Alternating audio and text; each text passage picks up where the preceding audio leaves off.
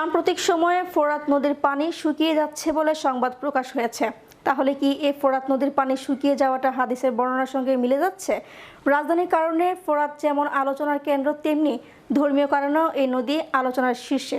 এ নিয়ে বিশ্ব বাংলা 24 সংবাদে থাকছে বিশেষ প্রতিবেদন। ফোরাত নদী প্রতি বছর প্রায় 2800 কোটি ঘনমিটার পানি বহন করে।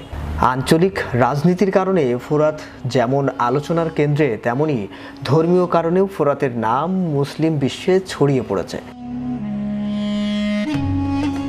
ফোরাত নিয়ে রাসূল সাল্লাল্লাহু আলাইহি ওয়াসাল্লাম খুবই গুরুত্বপূর্ণ ভবিষ্যৎবাণী করেছেন। এক হাদিসে রাসূল সাল্লাল্লাহু আলাইহি ওয়াসাল্লাম বলেছেন, অচিরেই এমন একটা সময় আসবে ফোরাত নদী শুকিয়ে যাবে এবং তার থেকে সোনার খনি উন্মোচিত হবে। সুতরাং যে ব্যক্তি সে সময় বেঁচে থাকবে সে যেন তার থেকে কোনো অংশ গ্রহণ না করে।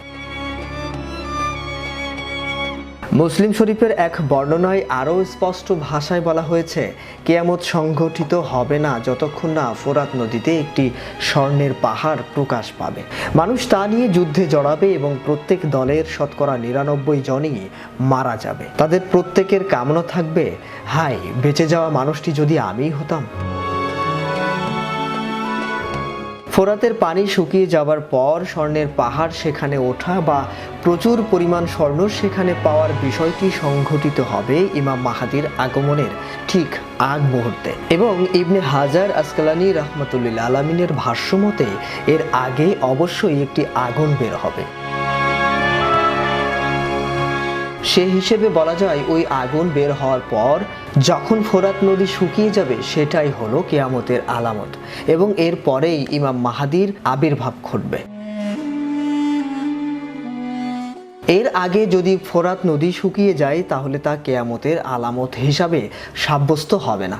কিন্তু বর্তমান ফোরাত নদীতে স্বর্ণের পাহাড় প্রকাশিত হওয়া হাদিসের ব্যাপারে পর্যাপ্ত জ্ঞান না থাকায় অনেকেই বলে থাকেন যে ফোরাত নদীতে স্বর্ণের খনি ইতিমধ্যে প্রকাশ হয়ে গেছে। যদিও ইসলামী বিশ্বের গ্রহণযোগ্য কোনো গবেষক এমন অবান্তর ব্যাখ্যা করেননি।